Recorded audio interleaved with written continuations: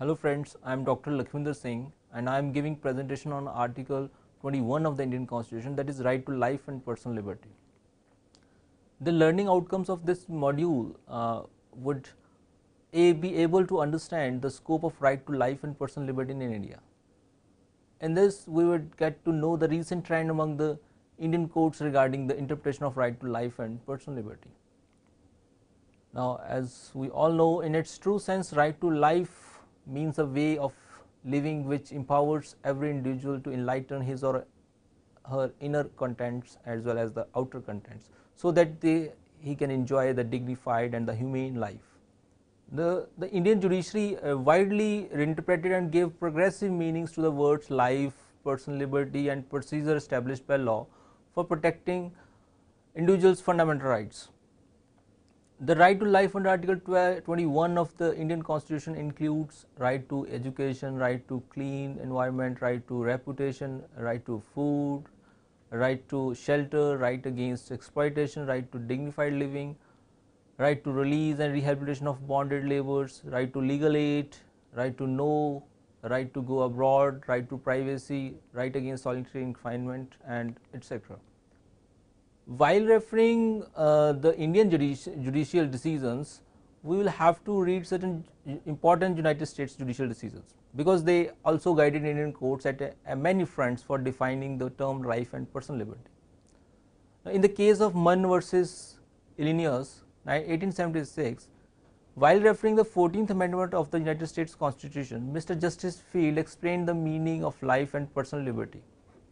He said the meaning of the life is very wide. It is more than mere animal existence.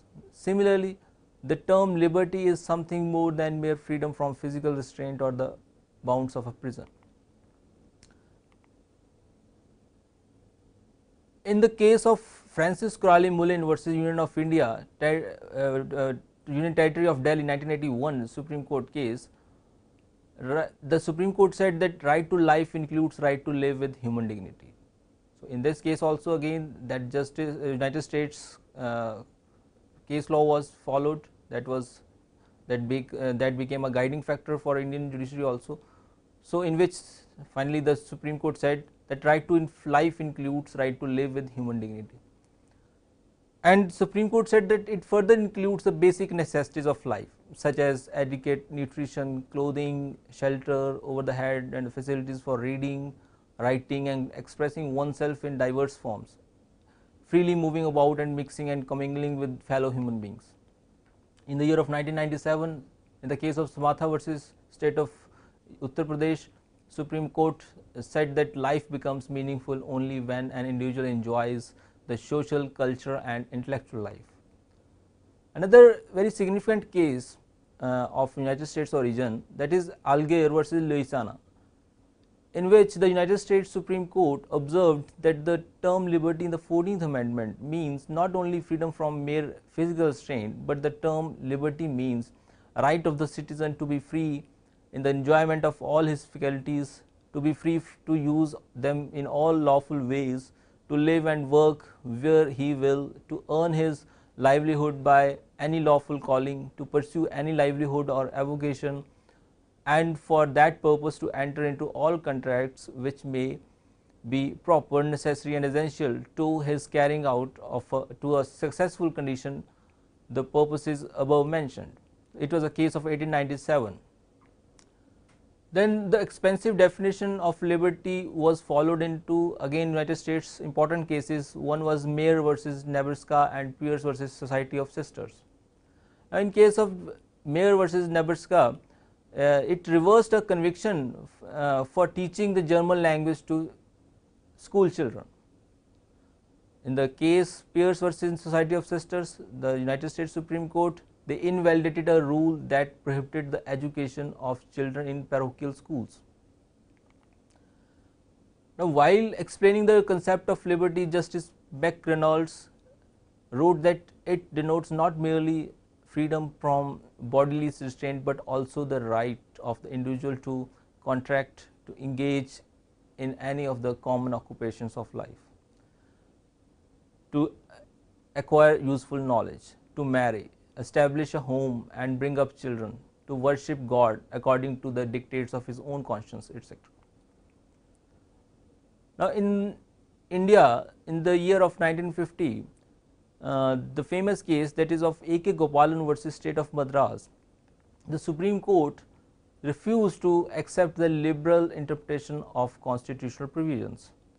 In that sense, it is believed that the court gave a narrow construction to words such as personal liberty and procedure established by law used in Article 21 of the Indian Constitution. The court legitimated the state's action in the name of welfare state. However, in the case of Khadak Singh versus State of Uttar Pradesh 1963, the Supreme Court of India refused to accept the narrowest interpretation of the term personal liberty. The court held that the term personal liberty under Article 21 of the Indian Constitution included not only mere freedom from physical restraint, but all other aspects of liberty not covered by Article 19 of the Indian Constitution. In Satwant Singh versus Assistant Passport Officer 1967 case, the Supreme Court held that the right to personal liberty included right to go abroad. The court insisted the passport authorities to adopt some fair procedure for regulating the grant or denial of passports. Consequently, the Indian Parliament enacted the Passport Act of 1967, specifying who is eligible for passport and under what circumstances a passport is refused and the procedure for applying a passport. So, after this, in the year of 1978, the famous case Menka Gandhi versus Union of India was settled. Now, in this case, the action of impounding Menka Gandhi's passport was challenged on the ground that it violated her personal liberty. The authorities, they did not provide her any hearing before impounding her passport. Now, it was challenged. She contended that the opportunity of being heard should had been given to her before impounding her passport. Now the Supreme Court not only broadened the meaning of the words personal liberty, but also adopted the concept of procedural due process within the words procedure established by law. Now the court rejected the earlier view that the personal liberty included all attributes of liberty except those mentioned in Article 19. It was recognized that when a law restricts personal liberty, a court should examine whether the restriction on a personal liberty also imposed reasonable restrictions on any of the right given by Article 19. Now, the court held that the personal liberty includes a variety of rights which go to constitute the personal liberty of man in addition to those mentioned in Article 19 of the Indian Constitution, and that one such right included in personal liberty is the right to go abroad. It means that a law depriving an individual of his personal liberty has to stand the test of Article 21 and of Article 19. Now, after this decision, the courts, they started interpreting fundamental rights in their true spirit. This decision, they suggested new wordings to Article 21, which would be like no person shall be deprived of his life or personal liberty except according to fair, just and reasonable procedure established by valid law. Now, the decision of Menka Gandhi versus Union of India, it also incorporated the concept of reasonableness into the procedure established by law in Article 21. The court liberally construed the words procedure established by law to include within it all those essential aspects of procedure that constitute due process of law. Now, later on, law of India in Kartar Singh versus State of Punjab 1994 judgment again reiterated that the term procedure under Article 21 means a procedure which is right, just and fair and not arbitrary, fanciful or oppressive. The procedure should conform to the principles of natural justice, which is fair play in action. Now, it is submitted that therefore the decision of the Menka Gandhi inspired the later decisions and made the courts realize to adopt new vistas of personal freedoms like right to privacy, right to education, right to health, right to speedy trial, right to bail, right to appeal, right to humane treatment inside prison, right against torture, right to live with basic human right to compensation to the victims, etc. Now courts in India, they started recognizes sustainable development while interpreting the Article 21, and they gave environment rights by liberally interpreting Article 21, 48, 48A and 51A of the Indian Constitution. And there was a famous case of Vellore Citizen Welfare Forum versus Union of India, in which the Supreme Court of India, they recognized that right to live in a healthy environment is a fundamental right. It's a part of right to life and personal liberty. The court concluded that the state is bound to protect and preserve the ecology, as every person has a right to live in a pollution free atmosphere.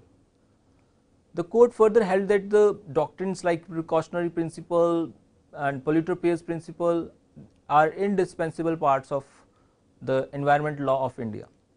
The court also held that the reparation of the damaged environment is a part of sustainable development, and binds the polluter to pay the cost to the sufferers as well as the cost of reversing the damaged environment. In the case of rural litigation and entitlement, Kendra Dehradun versus State of Uttar Pradesh, it is also known as the Doon Valley case, in which the Supreme Court had to deal with the dispute involving mining in the hilly areas. After the proper investigation, the Supreme Court ordered to stop the mining work while considering the local inhabitants' cattle, homes and agricultural land. In another case, in the year of 2006, Intellectuals Forum Tirupati versus State of Andhra Pradesh, the Supreme Court made the government responsible for protecting the historical tanks while expanding the scope of concept of sustainable development and the public trust doctrine. The principles of intergenerational equity was also recognized as part of sustainable development. Now, the same principle was retreated in several cases, including Andhra Pradesh Pollution Control Board versus Professor M.V. Naidu 99 case, where it was held that the state cannot infringe the right of the community and alienate the property to the others.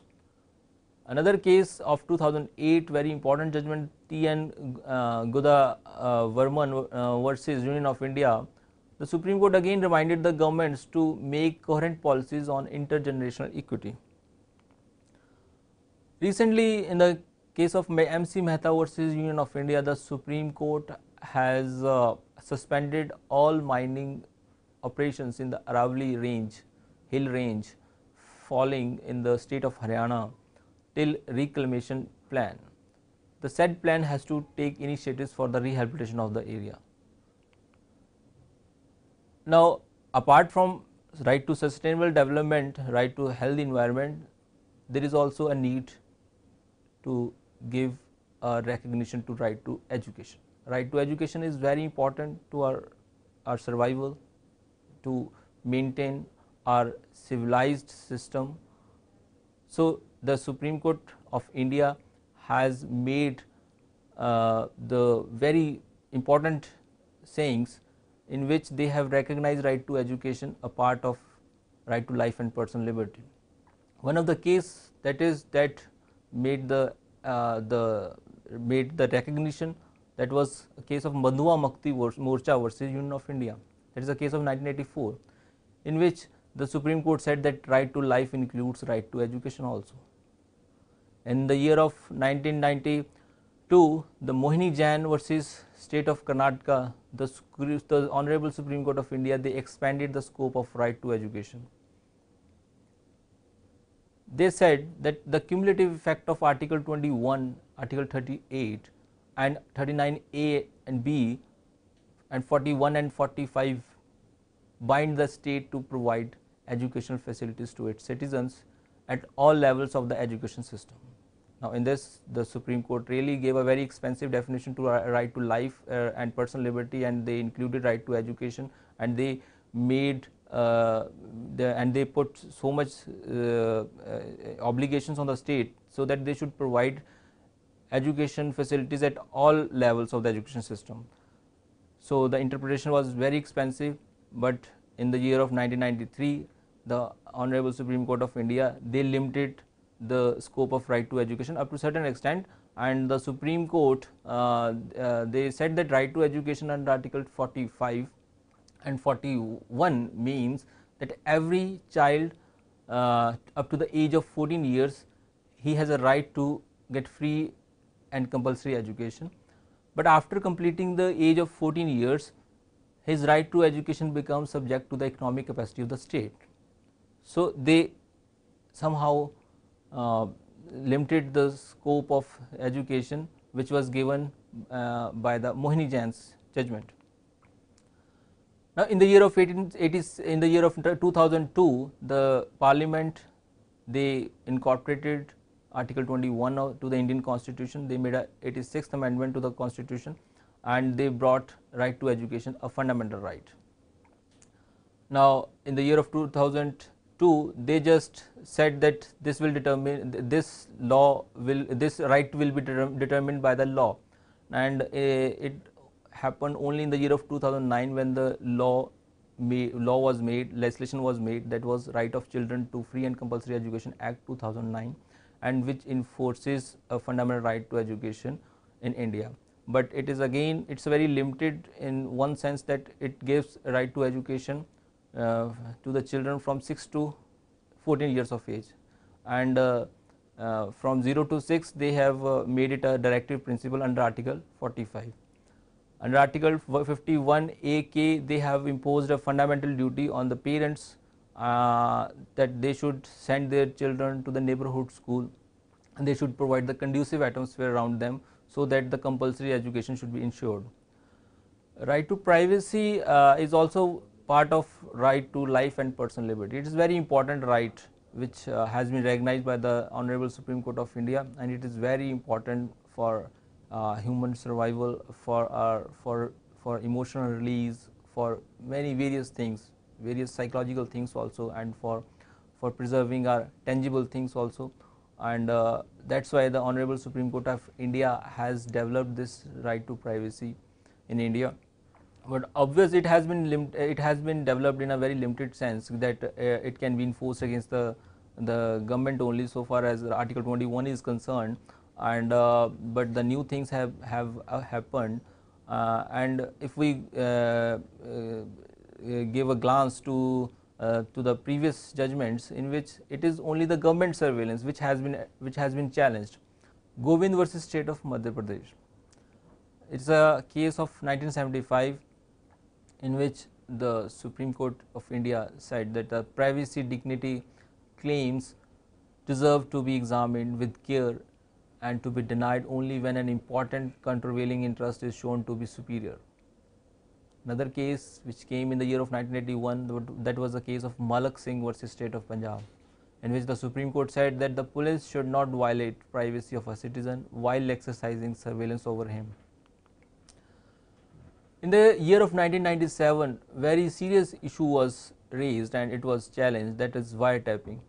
The case was People's Union for Civil Liberties versus Union of India, 1997, in which the Supreme Court said wiretapping is a violation, it is a serious violation of an individual's privacy. The court said that the telephonic conversation is a man's intimate and private affair. Telephone tapping under section 5 subsection 2 of the Telegraph Act would violate an individual's right to privacy if it has been conducted without adopting any reasonable procedure established by law. In the recent case in which for the first time the Honorable Supreme Court of India has recognized one's mental privacy, that is a case of Selvi versus State of Karnataka, the year is 2010. In which the Honorable Supreme Court said that the involuntary administration of the psychological tests like brain mapping test, lie detection test or beep test, these kind of tests, if the involuntary administration of these tests, it violates one's mental privacy, that is right to mental privacy. And another is, it is also a violation of Article 20 clause 3, that is a protection against self incrimination, because for them, for the court, you are compelling a person to be a witness against himself. Another case in which the Supreme Court of India, they recognize sleeping privacy also, that is a case, very famous case, Ram Leela Maidan case, in which the Honorable Supreme Court said that in which the police action was very brutal in nature, and in which the Honorable Supreme Court of India, they took a suo motu notice in this regard, and they said that they really violated their sleeping privacy, and they did not give any prior hearing before the action, prior hearing to the sleeping persons, and they violated their sleeping privacy. So, it is very crucial things which are nowadays happening. But with the passage of time, or with the development of science and technology, the privacy destroying technologies has been developed. I mean, it has been developed in the more speedier way than the things are there under Constitution of India or any other things or Supreme Court's judgment, because we have not developed a right to privacy in a very broader perspective also. But in United States, we have certain guiding things, like United States Supreme Court judgment, that is the year of 2002, US versus Jones, in which they have given a privacy against the GPS surveillance also. But in India, still we do not have such Supreme Court judgment. Maybe it will come in future. Another case which is of very recent origin in United States, that is a Riley versus California 2014 judgment, in which the United States Supreme Court, they recognized mobile phone privacy also, that at the time of arrest of the person, the search warrant, extra search warrant will be required to search the mobile phones. They cannot intervene their mobile phone privacy. Another thing in which the Supreme Court of India has recognized right to life and personal liberty, that is the right to marry. Right to marry is again one's personal autonomy, it is a part of right to life and personal liberty, it is a very personal things, personal decisions to be exercised upon. So, the Honorable Supreme Court of India has recognized this right in various judgments, like Lata versus State of Uttar Pradesh 2006 judgment, in which the Supreme Court said that right to marry is a fundamental right to life and personal liberty under Article 21 of the Indian Constitution. The court said the major person can marry any person of his own choice in the free and democratic world. Another is another case in which the Supreme Court they gave a judgment against the honor killings, and they said that the institutions which prohibit intercaste marriages, they should be banned, those institutions should be banned, and this was the case of Arugam Servai versus State of Tamil Nadu. This is the case of 2011 judgment.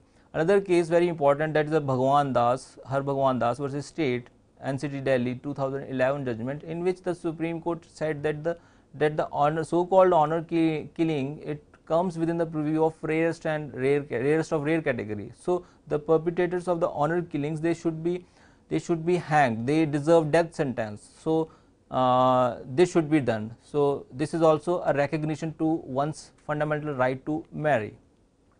Another very important that while recognizing intercaste marriages or interreligious marriage, one very substantial issue which has emerged nowadays, that is LGBT's right to marry, that is whether the lesbians, gays, bisexuals or transgenders, they can marry a person of their own choice or not. Recently, however, the Honorable Supreme Court of India has said in the case of Suresh Kumar Kaushal versus Naz Foundation in the year 2013, the Supreme Court said that section 377 of Indian Penal Code is not unconstitutional, that is constitutional itself, and if the Parliament really wants to allow same sex marriages, then they can do. So, they have left this option with the Parliament whether to decriminalize the section 377 up to certain extent of Indian Penal Code or not. So, it is for the Parliament to decide. But so far as United States is concerned, they have a very strong judgments regarding the marrying a person of their own choice, that is Loving versus Virginia, in which earlier there were the certain laws which prohibited the white and the color marriages. So, it was only in the case of Loving versus Virginia 1967, the Supreme Court, United States Supreme Court, they invalidated laws which prohibited interracial marriages. So recent case is of Bostic versus Skaffer also 2014, in which the United States Supreme Court has recognized the LGBT's rights, that is same sex marriages, that it is their personal autonomy and they can marry a person of their own choice. So it does not matter whether it is a same sex marriage or not. Another very important thing is that right to die and the right to life, that whether right to die should be a part of right to life and personal liberty or not. We have very important judgments. One is Pai Rathinam versus Union of India, in which the section 309 was decriminalized. It was held unconstitutional, but later on in Gyan Kaur versus State of Punjab, the Honorable Supreme Court of India, they overruled its P. Rathinam's judgment, and they said that section 309 is not unconstitutional and right to die is not a fundamental right to life and personal liberty. Recent decision of Honorable Supreme Court of India is the case of Aruna Shanbag's case, decided in the year of 2011, in which the Supreme Court has allowed the passive euthanasia. Then they have legalized this passive euthanasia, that this can be done, but otherwise taking one's own life, that is still constitutional. I mean, criminalizing the attempt to commit suicide is constitutional. And by this I would like to conclude the whole module, that how the concept of life and personal liberty has been developed by so many years, and how it included various aspects, fundamental aspects of our right to life and personal liberty, that we have a right to live in a healthy environment, we have a right to education, we should get the proper true education, and there should not be any kind of disparity between the education standards, and there should not be a rule like separate but the equal treatment, that if somebody is getting the better education, the better orientation, and some other person they are not getting the same treatment. So separate and but equal treatment is again it is inherently discriminatory in nature, so it should be banned. And moreover, there is a right to privacy, which we discussed, that in this right to in this modern era, right to privacy should be preserved. Similarly, certain rights of personal autonomy, they are also part of fundamental right to life and personal liberty, and the scope of the personal autonomy should be widened in future also. Thanks.